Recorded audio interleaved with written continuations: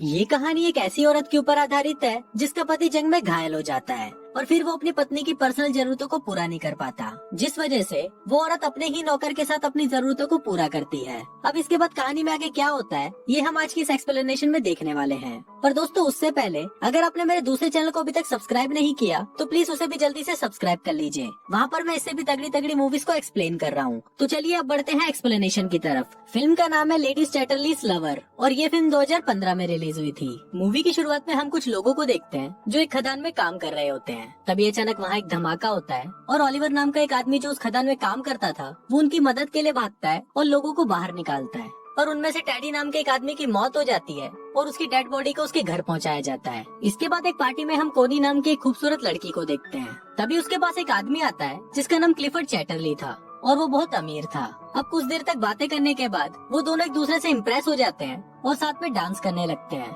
लेकिन कोनी के दोस्त डंकन को ये बिल्कुल भी पसंद नहीं आता क्योंकि वो भी कोनी से प्यार करता था।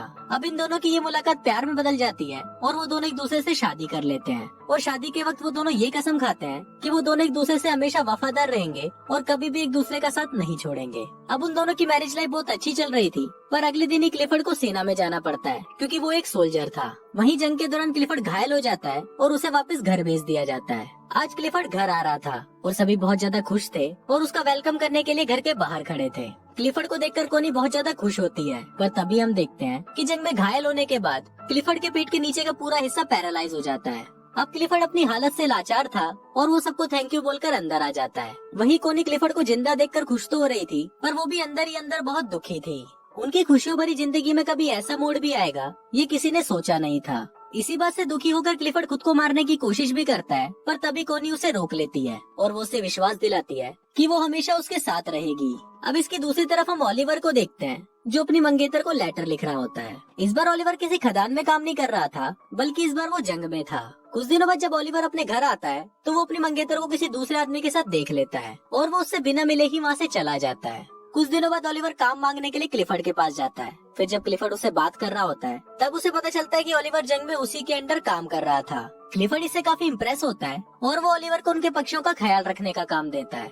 अपाहिज होने की वजह से क्लिफर्ड अपने लिए एक गाड़ी खरीदता है और जब वो उसमें बैठकर घूमता है तो उसे लगता है कि मानो उसके पैर वापस आ गए हैं। फिर एक दिन वो कोनी के साथ ओलिवर के पास जाता है। ओलिवर जंगल में बने हुए एक कॉटेज में रहता था और पक्षियों की देखभाल करता था। वहाँ पहली बार कोनी ओलिवर को देखती है। वहाँ से वापस आते वक्त कोनी ओलिवर को इशारा देती है, पर ओलिवर उसे समझ नहीं पाता। अगले दिन एक मेड कोनी के पास आती है और उसे बोलती है कि ओलिवर अपने कॉटेज की चाबी मांग रहा है। इस पर कोनी खुद उसे चाबी देने के लिए उसके पास जाती है। फिर जब वो ओलिवर के पास पहुँचती है तो ओलिवर उससे ठीक से बात नहीं करता और उसे बोलता है कि आपको ये तकलीफ उठाने की कोई जरूरत नहीं थी। कोनी को भी ओलिवर के इस बिहेवियर पर गुस्सा आ जाता है और वो गुस्से में वहाँ से चली जाती है। अगले दिन ओलिवर कोनी को एक लेटर लिखता है जिसमें वो अपने बर्ताव के लिए उससे माफी मांगता है। इसके बाद कोनी फिर से उससे मिलने के लिए उसके कॉटेज में जाती है जहाँ ओलिवर अपनी शर्ट उतारकर काम कर रहा था। फिर जब कोनी उसके बदन को देखती है तो उसके भी तन बदन में आग लग जाती है। ये देखकर कोनी खुद को कंट्रोल नहीं कर पाती और वो ओलिवर के पास जाने लगती है, पर तभी ओलिवर भी उसे देख लेता है और अपनी शर्ट वापस पहन लेता है क्योंकि वो कोनी की इज्जत करता था। कोनी को वो जगह बहुत पसंद थी, इसलिए वो ओलिवर को बोलती है कि मैं हर रोज यहाँ पर पेंटिंग करने आऊंगी।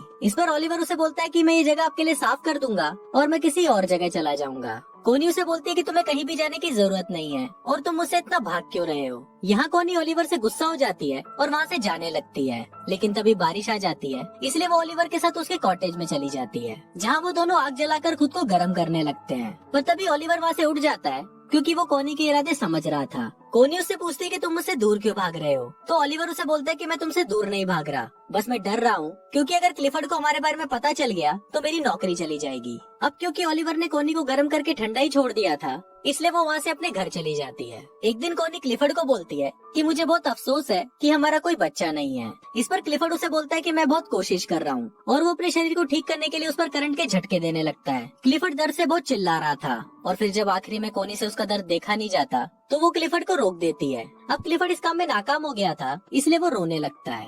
अब इसके अगले दिन कोनी जंगल में जाती है और वहाँ पर बैठकर एक डायरी पढ़ने लगती है, पर तभी उसे ओलिवर के काम करने की आवाज सुनाई देती है और वो तुरंत उसके पास चली जाती है। जहाँ पहुंचकर वो छोटे चूजों को देखती है और उनको देखकर रोने लगती है। उन बच्चों को देखकर वो अपने बच्चे को याद करती है जो शायद अब कभी भी पैदा नहीं होगा। अब कोनी को रोता हुआ देखकर ओलिवर उसके पास आता है और उसे गले लगा लेता है। अब ओलिवर भी कोनी को पसंद करने लगा था, इसलिए वो उसे अपने साथ अपने कॉटेज में ले जाता है, जहाँ वो दोनों घपाघप करते हैं। अब कोनी पूरे दिन ओलिवर के साथ ही रहती है और फिर जब शाम होने को आती है तो ओलिवर उसे घर छोड़ने उसके साथ जाता है। जाने से पहले कोनी ओलिवर से पूछती है कि तुमने जो किया है क्या तुम्हें उसका कोई पछतावा है, जिस पर ओलिवर उसे बोलता है कि नहीं, मैं तुमसे प्यार करने लगा हूँ और अब तुम सिर्फ मेरी हो। उसी रात बहुत तेज तूफान आता है और बादल गरजने लगते हैं। ओलिवर को कोनी की बहुत याद आ रही थी, इसलिए वो बहुत ज्यादा दारू पी लेता है। वहीं कोनी की नींद भी उड़ जाती है और वो भी ओलिवर की याद में सो नहीं पाती। फिर वो खिड़की से ओलिवर के घर की रोशनी को देखती है और वो खुद को रोक नहीं पाती और दौड़ते हुए ओलिवर के पास चली जाती है और उसे जाते हुए उसके घर की एक मेड देख लेती है। ओलिवर भी वहाँ कोनी का इंतजार कर रहा था और वो कोनी को बोलता है कि मुझे नहीं लगा था कि तुम मुझसे मिलने आओगी। इस पर कोनी उसे बोलती है कि मैं तुम्हें कभी भी अकेला नहीं छोड़ूंगी और फिर वो दोनों वहाँ पर घपाघप करने लगते हैं। एक दिन क्लिफर्ड के घर पर एक पार्टी होती है जहाँ पर डंकन भी आया होता है। फिर क्लिफर्ड देखता है कि कोनी और डंकन साथ में डांस कर रहे हैं और उसे ये देखकर बिल्कुल भी अच्छा नहीं लगता। अगली सुबह क्लिफर्ड कोनी को बोलता है कि तुम्हारे लिए तुम्हारे पति से ज्यादा इम्पोर्टेंट एक बच्चा पैदा करना है। कोनी हमेशा से एक बच्चा चाहती थी और क्लिफर्ड को लगता है कि इसीलिए कोनी डंकन के करीब जा रही है। पर इस बात से कोनी बहुत गुस्सा हो जाती है, जिस पर क्लिफर्ड उसे कहता है कि उसे इस बात से कोई फर्क नहीं पड़ता कि तुम किसी से भी बच्चा पैदा करो, बस वो बच्चा मेरा होना चाहिए। अब इस बात से गुस्सा होकर कोनी ओलिवर के पास चली जाती है और उसके साथ घपाघप करती है। एक दिन कोनी को पता चलता है कि वो प्रेग्नेंट है, तो वो इस बारे में क्लिफर्ड को बताती है। क्लिफर्ड ये सुनकर बहुत खुश होता है और वो कोनी से उस आदमी का नाम पूछता है, पर कोनी उस आदमी का नाम उसे नहीं बताती। एक दिन क्लिफर्ड ओलिवर से मिलने उसके पास जाता है और वो कोनी को भी अपने साथ चलने को बोलता है। अब वो दोनों जा ही रहे होते हैं, पर तभी ओलिवर पीछे से आता है और वो कोनी को किस करने लगता है। अभी दोनों किस कर ही रहे होते हैं, पर तभी क्लिफर्ड कोनी को आवाज लगाता है। दरअसल क्लिफर्ड की गाड़ी कीचड़ में फंस गई थी। तभी वहाँ पर ओलिवर आता है और वो उसकी गाड़ी को धक्का लगाने लगता है, पर इसी दौरान वो जोर जोर से खांसने लगता है। दरअसल ओलिवर जब खदान में काम करता था तो उसके लंग्स खराब हो गए थे। अब फाइनली ओलिवर उसकी गाड़ी को कीचड़ से निकाल देता है और खांसता हुआ वहाँ से चला जाता है। थोड़ी देर बाद कोनी ओलिवर के पास आती है तो ओलिवर उसे गुस्से में बताता है कि उसने 12 सालों तक उनकी खदानों में काम किया और अपने लंग्स खराब किए और इसके बाद उसे जंग के लिए फ्रांस भेज दिया गया। वो बोलता है कि मेरी लाइफ तुम लोगों जैसी नहीं है, इसलिए तुम अपने पति के पास चली जाओ। अब एक दिन कोली की मेड मिस बोल्टन ओलिवर के कॉटेज में आती है, जहाँ उसे कोनी की डायरी मिलती है और उस डायरी को देखकर उसे समझ आ जाता है कि कोनी के पेट में जो बच्चा है वो ओलिवर का है। एक दिन क्लिफर्ड आने वाले बच्चे की खुशी में अपने घर पर एक पार्टी रखता है, पर तभी वहाँ पर मिस बोल्टन आती है और वो क्लिफर्ड को बता देती है कि कोनी के पेट में जो बच्चा है वो ओलिवर का है। फिर जब कोनी क्लिफर्ड से मिलती है तो क्लिफर्ड उससे बहुत नाराज हो जाता है। इसके बाद कोनी मिस बोल्टन के पास जाती है और उससे पूछती है कि तुम्हें ये बात किसने बताई, पर इस पर मिस बोल्टन उसे कुछ नहीं बताती।